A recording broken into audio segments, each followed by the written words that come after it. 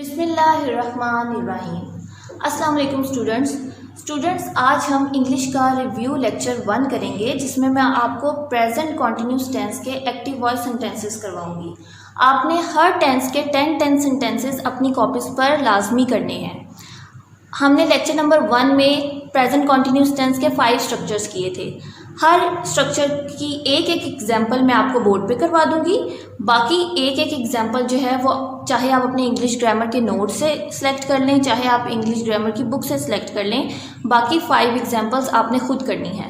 Affirmative structure की 2 आप करेंगे एग्जाम्पल्स, नेगेटिव की 2, इंट्रोगेटिव की 2, डबल इंट्रोगेटिव की 2 और फिर नेगेटिव इंट्रोगेटिव की भी 2 एग्जाम्पल्स करेंगे। इस तरह आपकी कॉपीज़ पर 10 सेंटेंसेस चले जाएंगे। सबसे पहले हमने पढ़ा था अफर्मेटिव स्ट्रक्चर। अफर्मेटिव स्ट्रक्चर की यहाँ पर जो हम एग्जाम्पल करने लगे हैं वो हमारे पास है, माहीगीर मछलियाँ पकड़ रहे हैं। स्टूडेंट्स, पहले तो हमने इस जुमले को देखना है कि ये जुमला हमें कैसे हेल्प करेगा इसको इंग्लिश में ट्रांसलेट करने में। सबसे पहले हमने देखा कि माहीगीर हमारे पास सब्जेक्ट है, मछलियाँ ऑब्जेक्ट है, पकड़ हमारी फॉर्म ऑफ वर्ब है और रहे जो है ये कॉन्टिन्यूटी को शो कर रहा है। तो जो फॉर्म ऑफ वर्ब के साथ हम ING लगाएंगे वो इस रहे की वजह से लगाएंगे। इसमें है हमें बता रहा है कि हमने इस स्टेटमेंट में कौन सा हेल्पिंग वर्ब जो है वो यूज़ करना है। अब हम चलेंगे इसकी इंग्लिश ट्रांसलेशन की तरफ। माहीगीर द फिशरमैन है हमारे पास, तो उसके अकॉर्डिंग हमने हेल्पिंग वर्ब क्या यूज़ किया, आर। फिशरमैन, मैन से हमें पता चल रहा है कि हमारे पास सब्जेक्ट क्या है, प्लूरल है, और है भी यूज़ हुआ है जिसकी वजह से हमने हेल्पिंग वर्ब आर यूज़ कर दिया है। पकड़ कैच, और इसमें रहे के लिए कॉन्टिन्यूटी शो करने के लिए हमने कैच के साथ ING लगा देना है, तो ये क्या बन जाएगा, कैचिंग। मछलियाँ फिश। स्टूडेंट्स, चाहे एक मछली हो चाहे ज़्यादा मछलियाँ हो, आपने फ़िश यूज़ करना है क्योंकि सिंगुलर भी फ़िश होता है और प्लूरल भी फ़िश ही होता है। इस तरह हमारी ये जो उर्दू की स्टेटमेंट है ये इंग्लिश में कैसे ट्रांसलेट होगी, माहीगीर मछलियाँ पकड़ रहे हैं, the fisherman are catching fish. Fisherman क्योंकि हमारे पास प्लूरल है, ठीक है, ज़्यादा माहीगीर के बारे में बताया गया है, माहीगीरों के बारे में, तो हमने इसके साथ आर्टिकल द इससे पहले लाजमी लगाना है, the fisherman are catching fish. इसके बाद हम चलते हैं नेगेटिव स्ट्रक्चर की तरफ। वो मुस्कुरा नहीं रही है, वो हमारे पास सब्जेक्ट है, मुस्कुरा हमारे पास एक्शन है यानी फॉर्म ऑफ वर्ब है, नहीं हमारे पास नेगेटिव है, रही अगेन कॉन्टिन्यूटी को शो कर रही है, और है का मतलब है कि हमने यहाँ पर कौन सा हेल्पिंग वर्ब जो है वो यूज़ करना है। वो मुस्कुरा नहीं रही है, वो शी है, इज़, और शी के अकॉर्डिंग भी इज़ ही आएगा।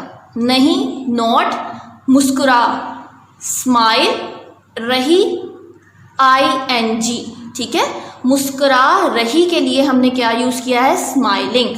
अब स्टूडेंट्स, यहाँ पर आप देखें कि इधर कोई हमने ऑब्जेक्ट प्लेस नहीं किया। वो इसलिए नहीं किया क्योंकि उर्दू के जुमले में हमारे पास ऑब्जेक्ट नहीं था। हमेशा ट्रांसलेट करने से पहले आपने उर्दू के जुमले को अच्छी तरह देखना है कि इसमें कौन कौन सा जो एलिमेंट है वो आपके पास गिवन है। वो मुस्कुरा नहीं रही है, शी इज़ नॉट स्माइलिंग, और फुल स्टॉप आपने लाजमी लगाना है। इसी से आपका जो सेंटेंस है वो कंप्लीट होगा। इधर हमने फ़िश के बाद हमारा सेंटेंस कंप्लीट हो रहा था, एंड हो गया था, तो हमने यहाँ पर फुल स्टॉप मेंशन कर दिया, और यहाँ स्माइलिंग के बाद हमारे पास क्योंकि कोई ऑब्जेक्ट नहीं है, स्माइलिंग पे हमारा स्टेटमेंट हमारी कंप्लीट हो जाती है, तो हमने यहाँ पर फुल स्टॉप जो है ये लाजमी लगाना है। इंट्रोगेटिव स्टेटमेंट की तरफ चलते हैं हम। क्या तुम खबरें सुन रहे हो, क्या तुम खबरें सुन रहे हो में ये आपके पास क्या से आपको पता चल रहा है, और एंड में क्वेश्चन मार्क से आपको पता चल रहा है कि ये क्या है, आपकी इंट्रोगेटिव स्टेटमेंट है। अब अगर आप इसको सिंपल करते हैं तो अगर हम क्या को हटा भी दें तो हमारे पास आता है तुम खबरें सुन रहे हो। तुम के लिए हम यू यूज़ करेंगे, तुम हो की वजह से, और यू के लिए हम हेल्पिंग वर्ब आर यूज़ करेंगे। सुन रहे लिसनिंग, खबरें न्यूज़। अब हमारे पास हमें पता है कि ये इंट्रोगेटिव स्टेटमेंट है, तो हमने इसका स्ट्रक्चर पढ़ा था कि हेल्पिंग वर्ब हम सबसे पहले मेंशन करेंगे। तो क्या जो है इससे हमें पता चल जाता है कि ये इंट्रोगेटिव स्टेटमेंट है। तो हमारे पास सब्जेक्ट है, खबरें हमारे पास क्या है, ऑब्जेक्ट है, सुन हमारे पास फॉर्म ऑफ वर्ब है यानी एक्शन है, रहे कॉन्टिन्यूटी को शो कर रहा है, और हो जो है ये इस तुम के लिए आया है, जिससे हमें पता चलेगा कि हमने हेल्पिंग वर्ब कौन सा यूज़ करना है, आर। ठीक है, तो आपने इसको जब उर्दू में ट्रांसलेट जो स्टेटमेंट है इसको जब आप इंग्लिश में ट्रांसलेट करेंगे तो आपकी स्टेटमेंट क्या बन जाएगी, सबसे पहले आपने हेल्पिंग वर्ब प्लेस किया आर, फिर आपने सब्जेक्ट तुम के लिए यू प्लेस किया, और यू की वजह से ही आपका हेल्पिंग वर्ब आर आया है। यू आपका चाहे सिंगुलर हो चाहे प्लूरल हो, आपने हमेशा हेल्पिंग वर्ब आर ही यूज़ करना है।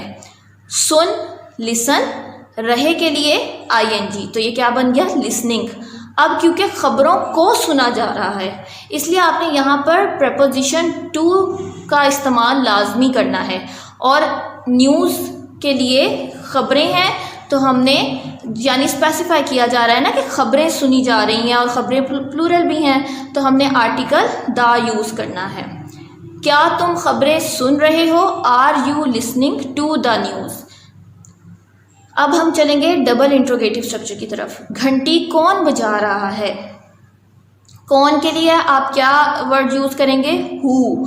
तो हम हु या कौन इस तरह के वर्ड्स कहाँ यूज़ करते हैं, डबल इंट्रोगेटिव में, जिसको हम क्वेश्चन वर्ड भी कहते हैं। तो हु के लिए तो कौन के लिए तो हमने हु यूज़ कर दिया, क्योंकि हमने स्ट्रक्चर में पढ़ा था कि सबसे पहले हमने क्वेश्चन वर्ड लगाना है। अब है हमें क्या बता रहा है कि यहाँ पर कौन सा हेल्पिंग वर्ब आएगा, इज़। ठीक है, और हमने बजा के लिए क्या यूज़ कर लिया, यहाँ पर घंटी बज रही है ना, तो घंटी बजाने के लिए क्या यूज़ करते हैं, रिंग। रहा की वजह से आपने रिंग के साथ ING लगा दिया, रिंगिंग कॉन्टिन्यूटी को शो कर रहा है। और घंटी की बात की जा रही है, स्पेसिफाई किया जा रहा है कि घंटी कौन बजा रहा है, इसलिए आपने आर्टिकल द का यूज़ करना है, और फिर घंटी की ट्रांसलेशन आपने कर दी बेल। और क्योंकि ये भी एक डबल इंट्रोगेटिव स्टेटमेंट है तो आपने इसके आगे क्वेश्चन मार्क प्लेस कर दिया, जैसे आपने इंट्रोगेटिव स्टेटमेंट में भी क्वेश्चन मार्क प्लेस किया था। ठीक है, question mark, full stop, punctuation marks जितने भी आएंगे आपने इनका लाजमी ख्याल रखना है। आर्टिकल्स, प्रपोजिशंस, इनका भी लाजमी ख्याल रखना है। घंटी कौन बजा रहा है, who is ringing the bell. इसके बाद हम चलते हैं नेगेटिव इंट्रोगेटिव की तरफ, जिसमें मैंने आपको बताया था कि सवाल तो पूछा जाता है लेकिन उसमें नहीं जो है या ना जो है यानी मनफी सवाल पूछा जाता है, ये भी इस्तेमाल किया जाता है। ठीक है, क्या मैं आपको मुखातिब नहीं कर रहा हूँ। अब उसने यहाँ पर क्वेश्चन किया है लेकिन मनफी क्वेश्चन किया है, यानी नेगेटिव इंट्रोगेटिव है, नेगेटिव क्वेश्चन पूछा है उसने, क्या। इससे हमें पता चल गया कि ये क्वेश्चन है, एंड पे वो क्वेश्चन मार्क यूज हो गया, इससे भी हमें पता चल गया कि ये क्वेश्चन है। मैं सब्जेक्ट, आप ऑब्जेक्ट, को मुखातिब, मुखातिब क्या है हमारी, फॉर्म ऑफ वर्ब है, एक्शन है, नहीं नेगेटिव, कर रहा हूँ यानी ये भी कॉन्टिन्यूटी शो की जा रही है, और हूँ से हमें क्या पता चल रहा है कि हमने यहाँ पर एम यूज़ करना है। ठीक है, और आई के लिए तो हमेशा ये जो मैं लिखा हुआ इधर इसकी ट्रांसलेशन हम करेंगे तो आई के साथ तो हमेशा कौन सा हेल्पिंग वर्ब लगता है, एम, और हूँ से भी हमें पता चल रहा है कि यहाँ पर एम लगना है। अब हम इसको ट्रांसलेट करेंगे, क्या मैं आपको मुखातिब नहीं कर रहा हूँ, am I not addressing you. अब जहाँ हमने पढ़ा था कि ऑलमोस्ट स्ट्रक्चर इसका नेगेटिव की तरह का ही होता है, बस आप क्या करते हैं कि हेल्पिंग वर्ब और सब्जेक्ट की जो पोजीशन है वो इसमें एक्सचेंज हो जाती है, और नॉट जो है वो थर्ड पोजीशन पर ही आता है। क्या मैं आपको मुखातिब नहीं कर रहा हूँ, am I not addressing you. Students एक बात का ख़ास ख्याल रखिएगा कि आप जो आई यूज़ करते हैं ना, मैं उस आई की बात कर रही हूँ जो कि प्रोनाउन है, जो मैं के लिए इस्तेमाल होता है, जो मैं अपने लिए इस्तेमाल कर रही हूँ, उस आई को मैंने हमेशा कैपिटल लिखना है। ठीक है, कभी भी इस आई को आपने स्मॉल नहीं लिखना, इसको हमेशा कैपिटल लिखिएगा। क्या मैं आपको मुखातिब नहीं कर रहा हूँ, am I not addressing you. अब स्टूडेंट्स मैंने आपको ये 5 स्टेटमेंट्स तो करवा दी हैं, अब आपने क्या करना है मैं फिर से बता देती हूँ। आपने हर स्ट्रक्चर की 2 स्टेटमेंट्स लाजमी अपनी कॉपीज़ पर करनी है। इस तरह आपके प्रेजेंट कॉन्टिन्यूस की 10 सेंटेंसेस जो हैं वो आपकी कॉपीज़ पर जाने चाहिए, ठीक है। हर स्ट्रक्चर का एक सेंटेंस मैंने आपको करवा दिया है। बाकी एक सेंटेंस जो है ये आप अपने इंग्लिश ग्रामर के नोट से भी पिक कर सकते हैं, आप इंग्लिश ग्रामर की बुक से भी पिक कर सकते हैं, और वहाँ से देखकर आपने इसको कॉपीज़ पर करना है ताकि आपके हाथ से एक दफ़ा ये गुजर जाए और फिर आपको तब और अच्छी तरह से समझ आ जाएगा कि इसमें टीचर क्या बता रही हैं। और अगर आपको कहीं पर प्रॉब्लम है तो आपको वो प्रॉब्लम भी समझ आ जाएगी कि कहाँ पर कन्फ्यूजन है, कहाँ पर आपको समझ नहीं आया, तो फिर आप वो दोबारा पूछ भी सकते हैं। स्टूडेंट्स बहुत ध्यान से कीजिएगा इनको। जैसे यहाँ पर आपको है तो ये आपको आपका कंप्लीट ऑब्जेक्ट बन रहा है, इसमें आपको कंफ्यूज नहीं होना, ठीक है। और यहाँ पर आपने शी यूज़ करना है या ही यूज़ करना है वो आपको ये रही बता रहा है। रहा होता तो हम ही यूज़ करते, ठीक है। रही हो है इसलिए हमने यहाँ पर क्या यूज़ किया है, शी यूज़ किया है। इसके अलावा मैं बार बार आपको एक चीज़ कह रही हूँ कि आपने पंक्चुएशन मार्क्स का लाजमी ख्याल रखना है। जैसे negative interrogative, double interrogative, interrogative में आपने क्या यूज़ किया है, क्वेश्चन मार्क यूज़ किया है। और इसमें कोई याद रखने वाली बात तो है नहीं। उर्दू के जुमले में आपको क्वेश्चन मार्क नज़र आ रहा है, आपने जस्ट वही क्वेश्चन मार्क इंग्लिश में ट्रांसलेट करते हुए लगा देना है। इसी तरह फुल स्टॉप का आपने ख्याल रखना है, ठीक है। नेगेटिव और अफर्मेटिव सेंटेंसेस में आपने फुल स्टॉप यूज़ करना है। तो इन छोटी छोटी बातों का ख्याल रखिएगा और बहुत ध्यान से अपना ये जो होमवर्क है ये अपनी इंग्लिश की नीट कॉपीज़ पर लाजमी करिएगा, ठीक है। आपके प्रीवियस लेक्चर्स में आपको इंग्लिश का यूनिट नंबर 1 और यूनिट नंबर 2 जो है ये करवाया गया था। आपको इसकी ट्रांसलेशन करवाई गई थी और एक्सरसाइज समझाई गई थी और आपसे कहा गया था कि आपने क्वेश्चन आंसर्स जो हैं वो अपने नोट्स से, इंग्लिश ए के जो आपको स्कूल की तरफ से नोट्स दिए गए हैं उनसे लर्न करने हैं। अगर आपको कोई चीज़ एक्सरसाइज में समझ नहीं आई या ट्रांसलेशन में समझ नहीं आई तो आप प्रीवियस लेक्चर्स को बार बार सुनिए और समझने की कोशिश कीजिए। इसके अलावा आपको प्रीवियस लेक्चर में होमवर्क दिया था मैंने जो कि पेज नंबर 8 पर था, जिसमें आपने बेस वर्ड के साथ सफिक्सेस या प्रीफिक्सेस लगाकर उसको कंप्लीट करना था। स्टूडेंट्स उम्मीद है कि आपने वो होमवर्क कर लिया होगा। अब मैं आपको उन बेस वर्ड्स के साथ सफिक्सेस और प्रीफिक्सेस लगा के दिखा रही हूँ। अगर आपने वो काम किया है या नहीं किया, आप काइंडली उस काम को इस काम के साथ टैली कर लीजिए। और जिन बच्चों की कोई मिस्टेक्स हैं या उन्होंने काम नहीं किया तो वो इसको अपनी कॉपीज़ पर लाजमी कर लें।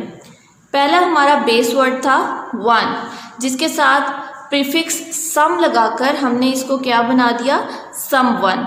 नेक्स्ट हमारा बेस वर्ड था बिलीव, जिसके साथ प्रीफिक्स डिस लगा के इस वर्ड को कंप्लीट किया हमने डिसबिलीव बना के। नेक्स्ट हमारे पास बेस वर्ड था पैरेलल, जिसके साथ हमने प्रीफिक्स अन लगा के अनपैरेलल बना दिया। देन हमारे पास बेस वर्ड है जस्टिस, जिसके साथ प्रीफिक्स इन लगा के हमने इसको इनजस्टिस बना दिया। नेक्स्ट हमारे पास बेस वर्ड है फ्लिंचिंग, जिसके साथ प्रीफिक्स अन लगा के हमने इसको अनफ्लिंचिंग बना दिया। नेक्स्ट आपके पास वर्ड है नॉलेज, जिसके साथ प्रीफिक्स एक्ट लगाकर आपने इसको एक्नॉलेज बना दिया। नेक्स्ट हमारे पास वर्ड है कंस्ट्रक्शन, जिसके साथ डी लगाकर आपने इसको डी कंस्ट्रक्शन लगा दिया। आप वन के साथ सुफिक्स सेल्फ लगा के इसको वन सेल्फ भी बना सकते हैं। उसके बाद स्टूडेंट्स आपको दिए गए थे मैच द कॉलम करने के लिए, जिसमें आपको वर्ड्स मीनिंग गिवन थे। आपने कॉलम ए का जो वर्ड था उसको कॉलम बी में उसके मीनिंग के साथ मैच करना था और आपको कहा गया था कि आप इसकी नंबरिंग कर लें ताकि आपको क्लियर कट वो वर्ड समझ में भी आ जाए, क्योंकि अक्सर स्टूडेंट्स लाइंस लगाते हैं और वो लाइंस क्लियर नहीं होती कि कौन से वर्ड की तरफ जा रही हैं। तो बेहतर यही है कि आप 1 से 15 तक की नंबरिंग कर लें और दूसरा जो कॉलम बी है उसमें उसी वर्ड का मीनिंग जो आपको मिले तो उसके आगे वही नंबर दे दीजिए जो आपने वर्ड को दिया है। फ्रेंड्स अब मैं आपको पार्ट सी के आंसर्स बताने लगी हूँ। आप अपनी बुक्स में इसको टैली कर लीजिए। जैसे फर्स्ट वर्ड था हमारा चार्म, तो हमने देखा कि इसमें चार्म का मीनिंग क्या है, अट्रैक्शन है, तो हमने अट्रैक्शन को नंबर 1 दे दिया। इसके बाद नेक्स्ट हमने वर्ड देखा कंपोज। कंपोज का मीनिंग है जी राइट, तो आप राइट को नंबर 2 दे दीजिएगा। उसके बाद है जी सिविलाइजेशन। सिविलाइजेशन का मीनिंग आपके पास है कल्चर, तो आपने कल्चर के आगे नंबर 3 लिख देना है। नेक्स्ट आपके पास है फेथ। फेथ का मीनिंग है बिलीव। नंबर 5 इरेडिकेट, इरेडिकेट का मीनिंग है एलिमिनेट। नंबर 6 आपके पास है एलोक्वेंट, एलोक्वेंट का मीनिंग आपके पास है fluent. Next bestowed with, bestowed with का मीनिंग आपके पास है confer as gift. Number 7। Next number 8 आपके पास है डिमोलिश, डिमोलिश का मीनिंग है जी destroy. Next number 9 proselytizing, proselytizing का आपके पास मीनिंग है प्रीचिंग। नंबर 10 एवरलास्टिंग, एवरलास्टिंग का आपके पास मीनिंग है never ending. Number 11 embodiment, embodiment का आपके पास मीनिंग है living example. Number 12 chaos, chaos का आपके पास मीनिंग है कन्फ्यूजन। नंबर 13 वर्ज, वर्ज का आपका पास मीनिंग है एज। नंबर 14 वंडर, वंडर का मीनिंग है जी surprise. Then dignity, number 15 dignity का मीनिंग है प्राइड। फ्रेंड्स दोनों चैप्टर्स के जो सेंटेंसेस बनाने के लिए आपको दिए गए हैं उन वर्ड्स के सेंटेंसेस आपने खुद बनाने हैं और जब इंशाल्लाह आपकी कॉपीज चेक की जाएंगी तभी आपके वो सेंटेंसेस भी चेक किए जाएंगे। नेक्स्ट आपको यूनिट नंबर 2 के पेज नंबर 19 पर क्वेश्चन नंबर ए दिया गया था होमवर्क। अब मैं आपको इसके आंसर्स बोर्ड पे बता रही हूँ, आपने उसका अपने काम से टैली कर लेना है और जिन बच्चों ने काम नहीं किया है वो इसको लाजमी अपनी कॉपीज़ पर कर लें और जिन्होंने किया है वेरी गुड। और अब आप इससे टैली कर लें कि आपने जो लिखा है वो ठीक भी लिखा है कि नहीं। अब आपको कुछ रिक्वायरमेंट्स दी हुई हैं, अब आपने ये बताना है कि कौन से ऐसे मॉडल वर्ड्स हैं जिनको यूज़ करते हुए आप इन रिक्वायरमेंट्स को फुलफिल कर सकते हैं। Describe your 3 abilities and capacities, कि जब आप अपनी एबिलिटीज़ और कैपेसिटीज़ बताते हैं तो आप कौन सा मॉडल वर्ड यूज़ करते हैं can. For example I can read very well, I can run very fast, I can swim. इसके अलावा भी आप अपनी कोई एबिलिटी या कैपेसिटी बता सकते हैं। मैंने एग्जाम्पल के तौर पे ये 3 आपको लिखकर दिखा दी हैं।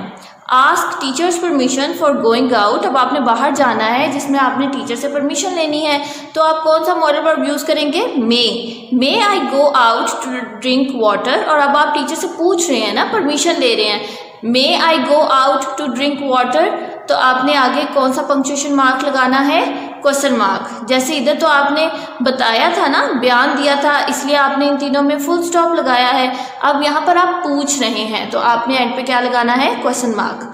Ask a friend to lend you a book, अब आपने अपने दोस्त से पूछना है कि क्या वो अपनी किताब आपको दे सकता है, तो इधर अब आपने कौन सा मॉडल वर्ब यूज़ करना है, could you lend me your English book please. और इधर भी अब आप क्वेश्चन मार्क लगा रहे हैं, यानी आप उससे पूछ तो रहे हैं, साथ आप रिक्वेस्ट कर रहे हैं कि मेहरबानी करके क्या तुम मुझे अपनी इंग्लिश की किताब दे सकते हो, could you lend me your English book please. और यहाँ पर आपने उसकी बुक जो है वो लेने के लिए कौन सा मॉडल वर्ब यूज़ किया है, कुड। नेक्स्ट आपके पास रिक्वायरमेंट है express necessity to get up early, अब आपने ये बताना है कि हमें क्यों ज़रूरी है कि हमें सुबह जो है वो जल्दी उठना है, या हमें क्यों सुबह जल्दी उठना चाहिए। ठीक है, नेसेसिटी है ना। You should get up early to stay healthy, should का हमने मॉडल वर्ब यूज़ किया है, क्यों, क्योंकि शुड जो है जब हमने कोई चीज़ चाहिए, अपनी चाहिए को एक्सप्रेस करना होता है ना हमने किसी सेंटेंस में, तो फिर हम कौन सा मॉडल वर्ब यूज़ करते हैं, should. You should get up early to stay healthy, सेहतमंद रहने के लिए तुम्हें जल्दी उठना चाहिए। Express duty obligation to follow traffic rules, अब हमने बताना है कि कवानीन की जो ट्रैफिक के कवानीन हैं उनकी पाबंदी करना क्यों ज़रूरी होता है, इसमें फ़र्ज़ क्यों है, ये ड्यूटी क्यों है, तो हमने कौन सा मॉडल वर्ब यूज़ करना है, मस्ट। जैसे ऊपर आपने नेसेसिटी बतानी थी, चाहिए को बताना था, तो आपने मॉडल वर्ब यूज़ किया शुड। अब आपने बताना है ज़रूर चाहिए या लाजमी चाहिए, तो आपने मस्ट यूज़ करना है। सिंपल जब आप चाहिए बताएंगे तो आप शुड मॉडल वर्ब यूज़ करेंगे, और जब आपने ज़रूर चाहिए या लाजमी चाहिए को शो करना होता है तो आप क्या मॉडल वर्ब यूज़ करते हैं, must. We must obey the traffic rules, हमें ट्रैफिक के कवानीन की पाबंदी लाजमी करनी चाहिए। शेयर सम पास्ट हैबिट, अपनी कोई पुरानी आदत आपने बतानी है तो आप वो कैसे बताएंगे, आई यूज़ टू रीड बुक्स, यानी आप बुक्स जो थे वो रीड करते थे, ये आपकी पास्ट हैबिट थी बुक रीडिंग। ठीक है स्टूडेंट्स, अब इसको काइंडली टैली कर लें और अपनी कॉपीज़ पर, नीट कॉपीज़ पर इस काम को नोट डाउन कर लीजिए। अब मैं आपको बताने लगी हूँ कि आपने जब कोई भी लेटर लिखना है तो किस पैटर्न से आपने वो लेटर लिखना है। आपके फर्स्ट टर्म के सिलेबस में टोटल 7 लेटर्स हैं, जिनमें से मैंने एक जो है वो सिलेक्ट कर लिया है आपको पैटर्न समझाने के लिए। सबसे पहले तो मैंने ये मार्जिन लाइंस लगा दी है ना, ठीक है। ये मैं ये आपको बताना चाह रही हूँ कि जो आपकी कॉपी का पेज है मेरे पास वो ये पेज है पूरा, ठीक। अब आपने इसको ऐसे ही समझना है जैसे आप अपनी कॉपीज़ पर लिख रहे हैं, ये समझ लें ये मेरी कॉपी का पूरा एक पेज है। टॉपिक मेंशन करने के बाद मैंने टॉप पे पेज के क्या करना है, मैंने एड्रेस लिखना है, ठीक है। आप चाहें तो एड्रेस आप अपनी राइट साइड या अपनी लेफ़्ट साइड पे लिख सकते हैं। मैं ये नहीं कह रही कि पेज की राइट साइड या पेज की लेफ़्ट साइड, क्योंकि उससे आप कंफ्यूज हो सकते हैं ना। तो ये मेरी क्योंकि राइट साइड है और ये मेरी लेफ़्ट साइड है, तो मैं आपको इसी तरह समझाऊंगी। आप इसको राइट पे भी लिख सकते हैं एड्रेस को और लेफ़्ट पे भी लिख सकते हैं, ठीक है। आपकी बुक्स में क्योंकि राइट पे लिखा हुआ है, मेंशन हुआ हुआ है, इसलिए मैं आपको यहीं पर लिखकर समझा रही हूँ, ठीक है। इसमें कोई मसला नहीं है, ये मैटर नहीं करता कि आप इसको कौन सी साइड पे लिखते हैं। मैटर इसमें क्या चीज़ करती है कि आप पंक्चुएशन मार्क्स ठीक लगा रहे हैं कि नहीं लगा रहे, ठीक। सबसे पहले हमने क्या लिखना है, एग्जामिनेशन हॉल।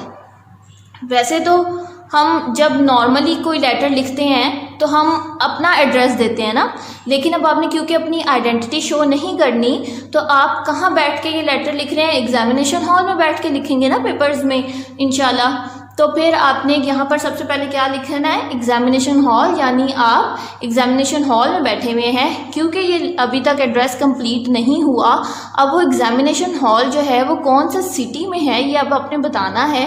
तो आपने उस एग्जामिनेशन हॉल के आगे कौन सा पंक्चुएशन मार्क लगा दिया है, कोमा, ठीक है। उसके नेक्स्ट लाइन में आपने सिटी मेंशन करना है।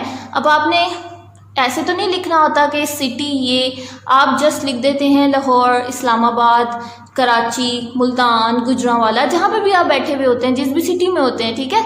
लेकिन क्योंकि हमने अपनी आइडेंटिटी शो नहीं करनी, इसलिए हमने लिखा है city, capital A dot capital B dot capital C dot comma, ठीक है। यहाँ पर भी हमने कोमा क्यों लगाया है, क्योंकि अभी तक हमारा ये एड्रेस जो है ये क्लोज नहीं हुआ है। उसके बाद आपने वो डेट लिखनी है जो जिस डेट पर आप वो लेटर लिख रहे हैं, ठीक है। आज की अगर मैं डेट ले लेती हूँ फॉर एग्जांपल, तो मैंने लिखा इधर 10th। अब 10th लिख रहे हैं तो TH ऊपर 10th का लाजमी डालना है आपने, स्मॉल, ठीक है। यानी ऊपर डालना है, छोटा सा डालना है और स्मॉल राइटिंग में डालना है TH। अगर यहाँ पर 1 जून होता तो आप 1 के साथ ST लिखते, सेकंड में 2 के साथ ND लिखते, थर्ड में 3 के साथ RD लिखते और 4th टू सो ऑन आपने क्या लिखना है, TH। जून मंथ आपका ना, ये तो आपकी डेट थी जिस डे पे आपने वो लिखा है। अब आपका आगे आ गया मंथ, ठीक है। पूरी डेट आपने लिखनी है, पहले आपने डे लिखा कि 10th है, किसका 10th है, जून का, कौन से मंथ का, जून का। और क्योंकि मंथ का नेम हमारे पास प्रॉपर नाउन होता है तो आपने इसका फर्स्ट लेटर कैपिटल लिखना है। आप चाहे जनवरी लिखें, फरवरी लिखें, मार्च लिखें, सो ऑन आप चले जाएं नवंबर, दिसंबर तक, आपने हर मंथ का जो भी आप लिखेंगे फर्स्ट लेटर कैपिटल लिखना है, ठीक है। इसलिए मैंने जून का J कैपिटल लिखा है। उसके बाद मैंने कोमा लगाया है, ठीक है। मंथ के बाद फ़ौरन कोमा आता है और फिर वो ईयर आता है जिस ईयर में बैठ के आप ये लेटर लिख रहे हैं। तो अभी आपका कौन सा ईयर चल रहा है, 2020, 2020, ठीक है। तो आपकी ये डेट जो है ये कंप्लीट हो गई। उसके बाद आप आ जाएं अपनी लेफ़्ट साइड पर।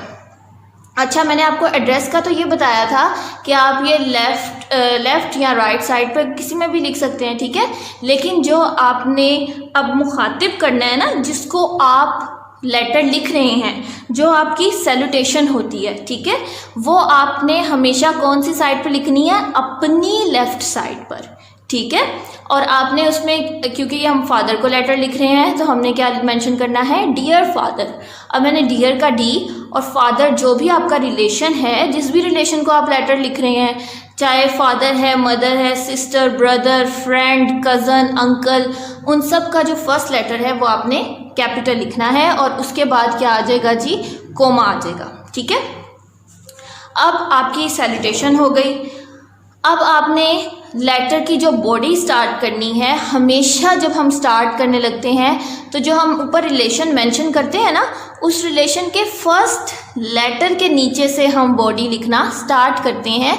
जैसे मैंने फादर के एफ के नीचे से यस्टरडे का वाई लिखना शुरू किया। ठीक है, कभी भी बिल्कुल लाइन के साथ नहीं करना, या ऐसे नहीं करना कि जहाँ पर कोमा ख़त्म हो रहा है हम वहाँ से शुरू करें, नहीं। जो आपका ये रिलेशन होगा ना, इसका जो फर्स्ट लेटर है आपने उस फर्स्ट लेटर के नीचे से अपने लेटर की बॉडी स्टार्ट कर देनी है। ठीक है, फिर आगे आपके पास क्योंकि नोट्स में भी पूरी बॉडी गिवन है, बुक्स में भी पूरी बॉडी गिवन है, इसलिए मैं सारी नहीं लिख रही, मैं बस आपको समझाने वाले पॉइंट्स लिख रही हूँ। आपकी बॉडी कंप्लीट हो गई।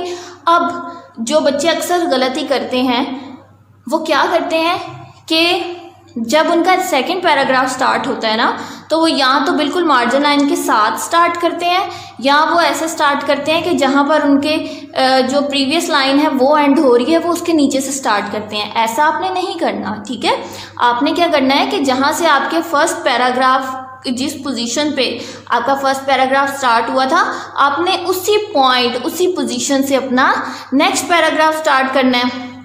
अब इसके बीच में तो बहुत सारे पैराग्राफ्स आए थे। ठीक है, मैंने इस वाले एक स्टेटमेंट को क्यों लिया है जो कि आपके बुक में और नोट्स में लिखा हुआ है, एंग्शियसली वेटिंग फॉर योर रिप्लाई, ताकि आपको ये पता चल जाए कि यहाँ पर आपका लेटर एंड भी हो रहा है, मतलब लेटर की बॉडी।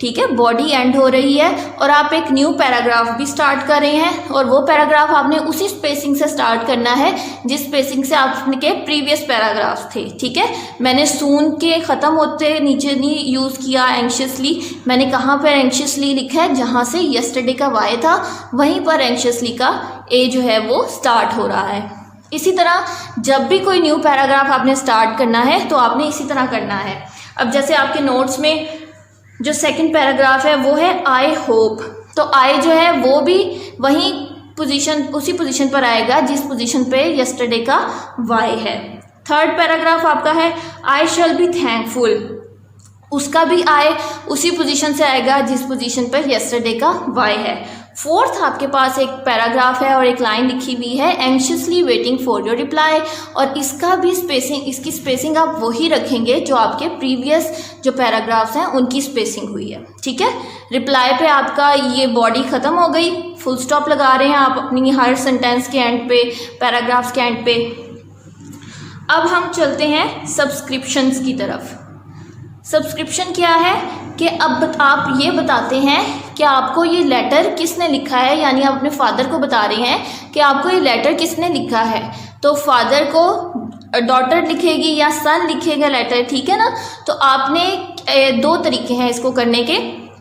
पहला तरीका कि आपने उसी तरह बिल्कुल मार्जिन लाइन के साथ, जैसे इधर डियर फादर को मार्जिन लाइन के साथ स्टार्ट किया था ना, ऐसे ही बिल्कुल आपने सब्सक्रिप्शन को भी मार्जिन लाइन के साथ स्टार्ट करना है, योर लविंग डॉटर या योर लविंग सन। ठीक है, अब क्योंकि यहाँ पर आपका एड्रेस अभी भी क्लोज नहीं हुआ है, इसलिए आपने कोमा मार्क यूज़ किया है, कोमा लगाया है, पंक्चुएशन मार्क। ठीक है, योर में YOUR, वाई कैपिटल, लविंग का L स्मॉल, और जो भी आप रिलेशन मेंशन कर रहे हैं ना, सन या डॉटर, उसका फर्स्ट लेटर जो है वो कैपिटल आएगा। जैसे डॉटर का फर्स्ट लेटर D कैपिटल आएगा और सन का फर्स्ट लेटर S कैपिटल आएगा। जैसे इधर फादर का आपने किया था ना, रिलेशन था और आपने F कैपिटल किया, ठीक उसी तरह आपने यहाँ पर भी जो आप रिलेशन बता रहे हैं अपना, वो आपने कैपिटल लेटर से शो करना है। अब इसका दूसरा तरीका क्या है, अगर आप नहीं लिखना चाहते योर लविंग डॉटर, तो आप क्या लिख सकते हैं,